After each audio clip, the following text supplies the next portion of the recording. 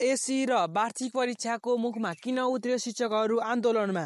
AC सहित विद्यालय तहको हरेक कक्षाका अन्तिम परीक्षाको मुखमै कक्षा कोठा छोडेर विद्यालय शिक्षक र कर्मचारीहरू आन्दोलित भएका छन्। नेपाल शिक्षक महासङ्घको अगुवाईमा शिक्षकहरू राजधानी केन्द्रित आन्दोलनमा जुटेका हुन्।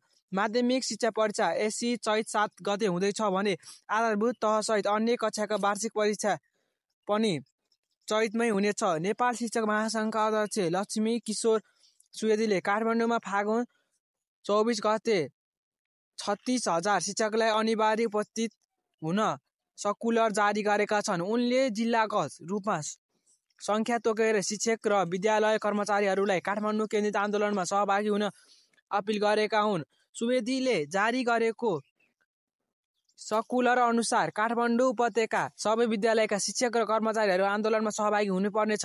यसैगरी सर्कुलरमा एउटा जिल्लाबाट बढीमा 1,000 जना र कम्तीमा 50 जनालाई अनिवार्य रूपमा काठमाडौँमा भेला हुन निर्देश गरिएको छ।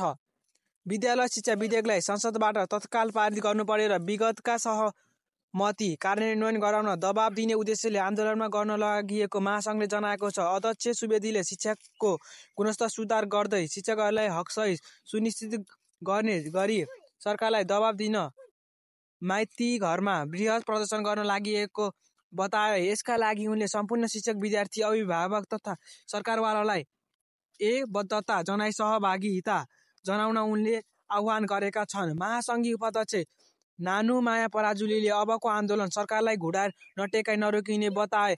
उनले भनिन्, आन्दोलन पहिलो चरणको अन्तिम कार्यक्रम हुनेछ जसले सरकारलाई घुँडा टेक्नेछ।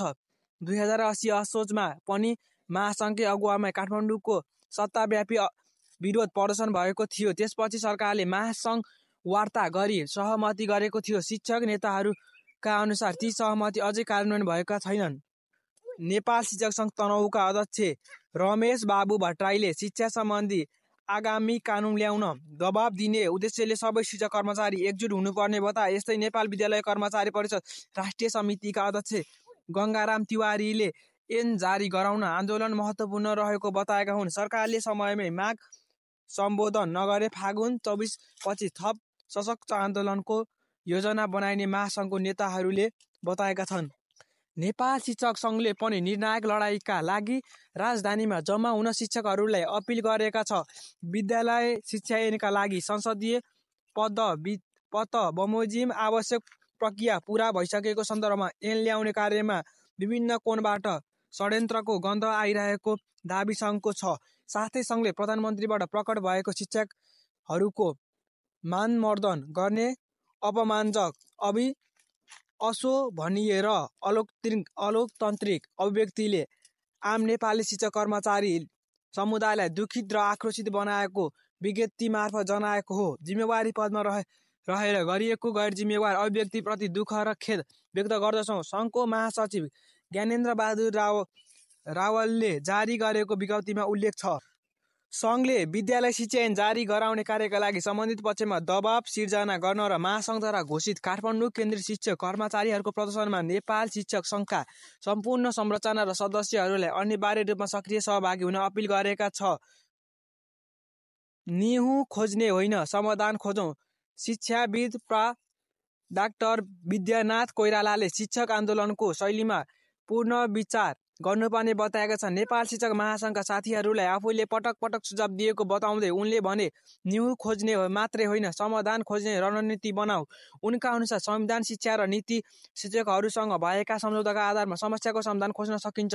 हामीले कुन विषय शिक्षा ऐनमा राख्ने, कुन कुरा शिक्षा नियमावलीमा राख्ने र कुन विषय शिक्षा कार्यविधिमा समेट्ने भन्ने स्पष्ट खाता बनाउनुपर्छ। उनले सुझाए, यो फ्रेम बनाएर राजनीतिक दलका नेताहरूसँग छलफल गरौँ, शिक्षक महासङ्घका सबै घटकबीच सहमति गरौँ, त्यसपछि आन्दोलन गर्नै पर्दैन।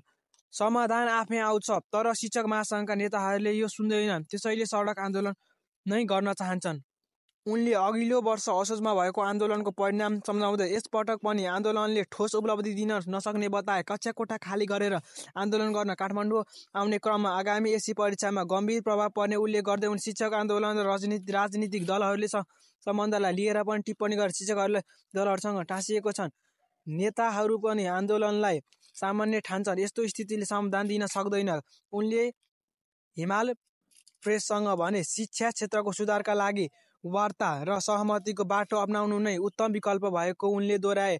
मन्त्री बिरामी हुँदा विधेयक अघि बढेन। संसदले शिक्षा, स्वास्थ्य तथा सूचना प्रविधि समितिले भने, शिक्षा विज्ञान तथा प्रविधि मन्त्री विद्या भट्टराई बिरामी भएका कारण विधेयक अघि बढाउन नसकेको स्पष्ट पारेको छ। समितिका सभापति अमर बहादुर थापाले मन्त्री भट्टराई बिरामी हुँदा